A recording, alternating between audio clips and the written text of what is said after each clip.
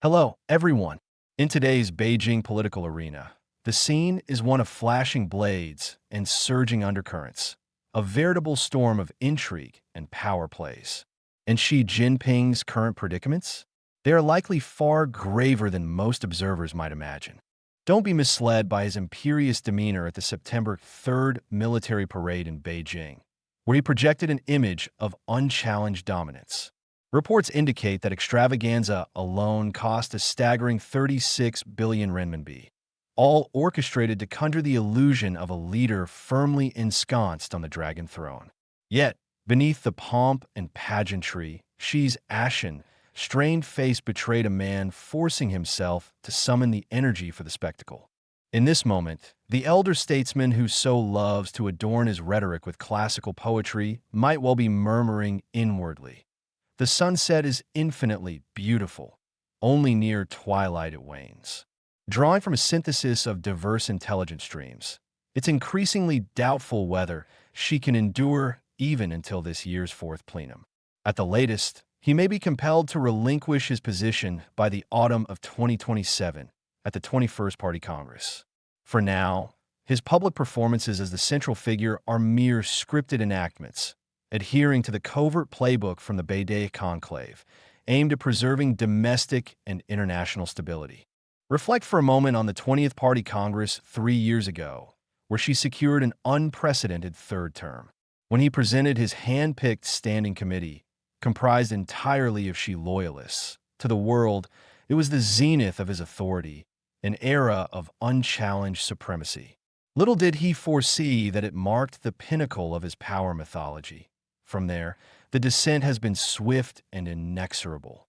The 20th Congress in October 2022 stands as the true inflection point in CCP politics, a watershed where she orchestrated a ruthless power struggle, igniting a fuse that would unravel the edifice, with shockwaves reverberating to this day.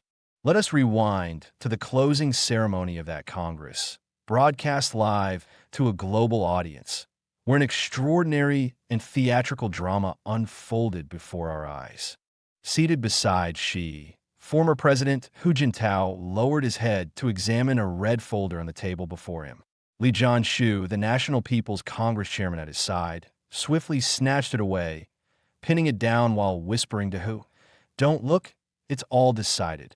This exchange was deciphered by lip-reading experts cited in Japan's Yukon Fuji newspaper.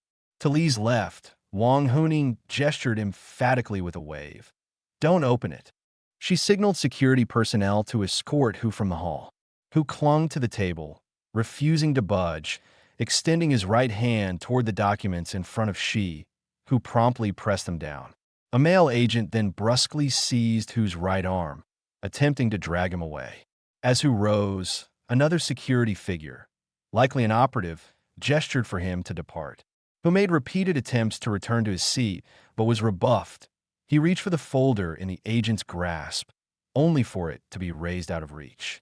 Ultimately, 2 agents physically hauled him from the chamber, passing Li Keqiang to Xi's right, who deliberately patted his shoulder. The atmosphere in the hall froze into stunned silence.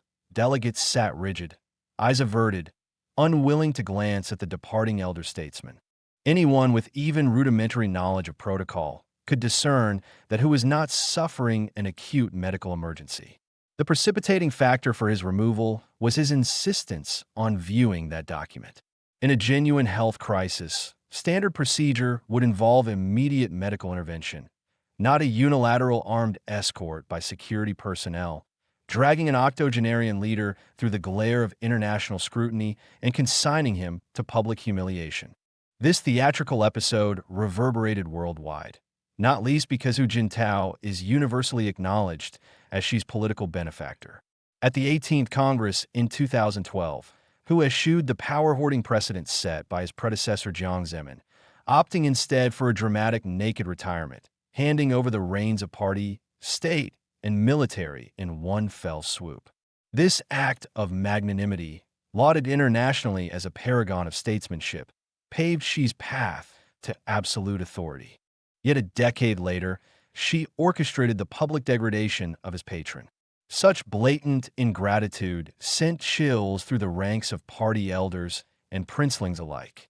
It signaled a chilling truth. In Xi's pursuit of imperial absolutism, no one, not even benefactors, is sacrosanct. A lingering question from that closing ceremony. What secrets lay within that forbidden folder, denied to who? By procedural norms, it was likely the personnel roster. But which one compelled whose desperate bid? Initial speculation posited the Politburo roster, reduced from 25 to an anomalous even number of 24, with whose anointed successor, his protege, Hu Jintao, unceremoniously excised. In reality, the stakes may have been broader. The Central Committee roster, encompassing over 200 members. Conventionally, the Congress's closing day entails a vote on this expansive slate. Of course, such votes are mere formalities. The composition is preordained through prior closed-door negotiations. Per established practice, the 20th Congress's lineup was finalized at the 19th Central Committee's 7th Plenum. Ascensions and demotions were etched in stone well in advance. The compromise blueprint circulating at the time envisioned Xi retaining the general secretaryship, Li Keqiang elevated to NPC chairman, Wang Yang succeeding as premier, Hu Jintao and Deng Xuexiang slotted into a post-1960 successor cadre, alongside Zhao Leji and Wang Huning, forming a 4+3 equilibrium. This arrangement safeguarded Xi's primacy while affording the Youth League faction and other stakeholders a dignified exit. The Congress would simply ratify it with acclamation. In line with CCP tradition, leaks were strategically floated abroad. Variations appeared in Western media and CCP-aligned outlets like the South China Morning Post, priming the narrative. Yet, this roster underwent Xi's surreptitious alterations. How? The Congress's first and fourth days were open sessions. The intervening pair were closed-door group deliberations. Leaks suggest the crux of those sessions was the 20th Central Committee slate. Hu Jintao, absent for those critical days, likely due to health, had previewed the draft. But in those opaque proceedings through manipulated differential elections, Li Keqiang and Wang Yang's names were relegated to the bottom, effectively defeated and ousted. Both men, fully aware, were coerced into voluntary withdrawal to avert further disgrace. Post-Congress, a Xinhua dispatch titled Chronicle of the New Central Leadership's Formation corroborates this. It extols certain leaders' noble selflessness in stepping aside. On closing day, Hu, apprised of the purge of Li and Wang, demanded verification. Witnessing the evisceration of his Youth League faction, how could its patriarch remain impassive? His outburst forced Xi's hand. With the ruse unraveling, agents were dispatched to bodily remove him. This ostensibly spontaneous interlude foreshadowed the seismic realignment of power. The Congress's outcomes validated as much. The Youth League was obliterated. Li Keqiang and Wang Yang, both below retirement age, were wholly sidelined, failing even Central Committee election. Hu Jintao, already a Politburo member and vice premier, was abruptly demoted, clinging only to a Central Committee seat, a de facto exile to the political hinterlands. The Politburo's perennial 25-member odd count, designed to avert deadlocks, was flouted at 24, an overt thumbing of the nose at Hu Jintao's lineage.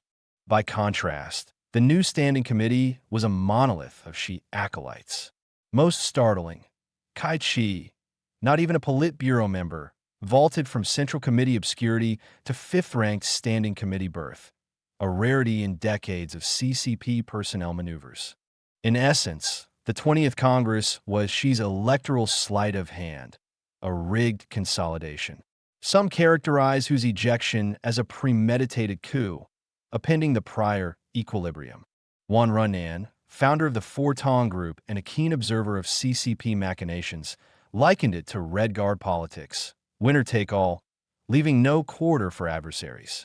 Purging youth leaguers created vacancies for Xi's sycophants to fill. To mitigate the fallout from Hu's forcible exit, CCP mouthpieces disseminated two countermeasures via overseas English platforms.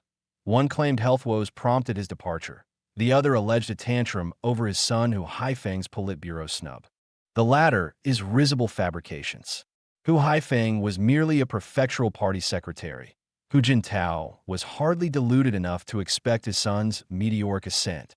Likely the work of paid trolls chasing bounties, such crude disinformation. A purported letter from Chen Minor to Wen Jiabao alleges she plotted a grand purge at the Congress, targeting a roster of 15, including Hu Chunhu and Wang Yang, spanning holdovers, youth league stalwarts, and technocrats.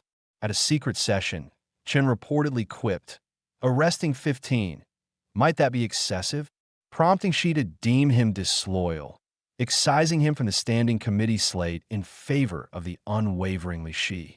To hedge his bets, Chen allegedly later liaised with elders, leaking Xi's coup blueprint to one. Treats such tales as intriguing fables. Verifiability is elusive. Yet they illuminate a core dynamic. Even Xi's inner circle harbors reservations. When his tactics breed resentment, dissent festers. On the Congress's finale, Xi's bridge-burning betrayal, exposing Hu to global ignominy, unwittingly galvanized a coalition of elders, youth leaguers, and princelings in shared sympathy. Poor Hu, they lamented, viewing him as a poignant casualty. Xi's predations had already alienated a swath of elders and scions, whose refusal to endorse him now emboldened a cross-factional anti-Xi alliance, seizing the impetus for a grand reshuffle. In humiliating his mentor, Xi forged his own phalanx of formidable foes, a textbook case of hoisting petards upon oneself. Recall that the 18th Congress, Xi's ascent owed much to Hu Jintao's backing, augmented by Hu Yaobang's eldest son, Hu Deping, voicing princeling support. Yet, in a private tete-a-tete, Hu Deping, buoyed by optimism, proposed bold political reforms, envisioning Xi steering China toward openness. Xi demurred, "Big brother overestimates me. I'm just minding the store, not cut out for grand designs." The chasm widened from there. The anti-Xi consortium encompasses not only Hu, Wen, and Jiang Zemin's cohort, but elders like Li Ruihuan, Zhu Rongji, and Wang Chishan. In military circles, Zhang Youxia stands as the pivotal dissenter. As we've noted, Xi's audacity in engineering the Congress's electoral machinations stemmed, per whispers, from Zhang Youxia's deployment of troops encircling the venue, bayonets at the ready to quell any dissent. With military might at his command, rival factions seethed in impotent fury. After all, he who wields the gun dictates the throne. This dynamic echoed 2018, when she amended the Constitution to scrap term limits, bolstered by Zhang's arsenal of influence. Thus, at the 20th Congress, the overage 72-year-old Zhang, slated for retirement, was exceptionally retained as Politburo member and top-ranked CMC vice chairman, a laurel for fealty. Yet history's ironies abound. No sooner had Zhang enthroned Xi's lifetime tenure than she commenced the ritual of discarding allies, unloading the millstone and slaying the donkey. Enter He Weidong, Fujin clique confidant and 31st Army scion, rocketing to CMC vice chairman. Norms dictate years of command experience before such elevation to Politburo and vice chairmanship. He, not even a Central Committee member, bypassed all for dual ascension, a military anomaly rivaling Kai Chi's leap, underscoring Xi's capricious favoritism toward his clique.